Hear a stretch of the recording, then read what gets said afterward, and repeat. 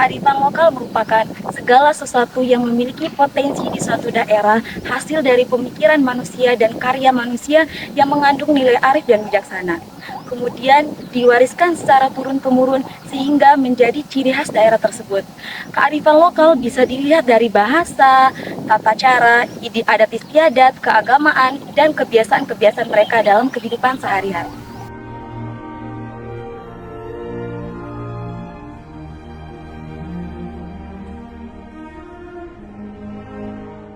Ada beberapa kearifan lokal di Indonesia, di antaranya Candi Borobudur di Yogyakarta. Kemudian ada tradisi mabit dari Bali, pakaian adat Sasak atau Lombok, Desa Sade Lombok, kampung nelayan di Pulau Seliu Bangka Belitung,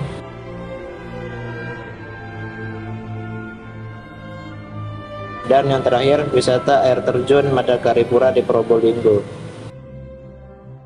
Kemudian kita masuk kepada dampak modernisasi terhadap budaya Nusantara, yang dimana sebelum kita masuk ke dampaknya, kita harus mengetahui apa sih modernisasi. Nah, modernisasi sendiri berarti paradigma perubahan dari masyarakat tradisional menuju ke masyarakat modern, yang dimana masyarakat modern biasanya lebih menggunakan teknologi, kemudahan pada teknologi. Nah, ciri masyarakat modern biasanya mereka lebih keterbukaan terhadap sesuatu yang baru. Nah, salah satu contoh modernisasi yang bertransformasi, salah satunya adalah akulturasi, yang dimana akulturasi sendiri secara bahasa berarti tumbuh dan berkembang bersama. Sedangkan secara istilah, akulturasi berarti masuknya budaya ke suatu wilayah tertentu, kemudian bercampur tanpa menghilangkan budaya itu sendiri. Nah, ada salah satu contohnya yakni kaligrafi. Gaya hidup masyarakat terus berkembang seiring dengan perkembangan zaman yang banyak dipengaruhi oleh modernisasi itu sendiri. Globalisasi menimbulkan dampak yang dirasakan oleh masyarakat.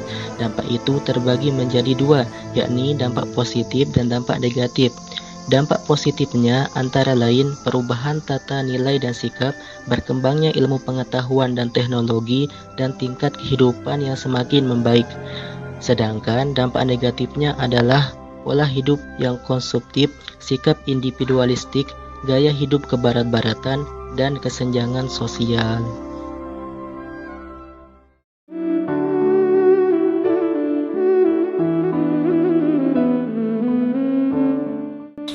Islam memperbolehkan kearifan lokal dan produk budaya lokal selagi bermanfaat dan tidak mencemari keimanan.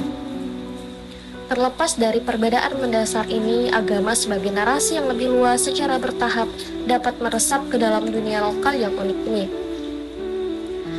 Selain itu, perlu memahami Al-Quran dan hadis secara baik dan benar.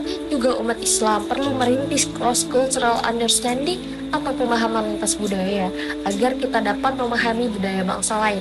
Sebagaimana Allah Subhanahu wa taala berfirman dalam Quran surah Al-Hujurat ayat 13, A'udzu billahi minasyaitonir rajim. Ya ayyuhan nasu inna khalaqnakum min dzakarin wa untha wa ja'alnakum syu'uban wa qaba'ila lita'arafu inna akramakum 'indallahi atqakum innallaha 'alimun khabir. Yang artinya, hai manusia, sesungguhnya kami menciptakan kamu dari seorang laki-laki dan seorang perempuan dan menjadikan kamu berbangsa-bangsa dan bersuku-suku agar kamu saling mengenal. Sesungguhnya yang paling mulia di antara kamu di sisi Allah adalah orang yang paling bertakwa di antara kamu. Sesungguhnya Allah Maha mengetahui lagi Maha mengenal. Dalam syariat Islam yang dinamis dan elastis ini, terdapat landasan hukum yang dinamakan dengan urf. Urf merupakan sesuatu yang menjadi adat kebiasaan dan dijalankan oleh manusia, baik berupa perbuatan yang terlakoni di antara mereka atau lafaz yang biasanya mereka ucapkan untuk makna khusus yang tidak dipakai atau yang sedang baku. Dari segi sahih tidaknya, urf ini terbagi menjadi dua, urf sahih dan urf fasid. Urf sahih merupakan adat kebiasaan manusia yang tidak bertentangan dengan syariat, sedangkan urf fasid merupakan adat kebiasaan manusia yang bertentangan dengan syariat.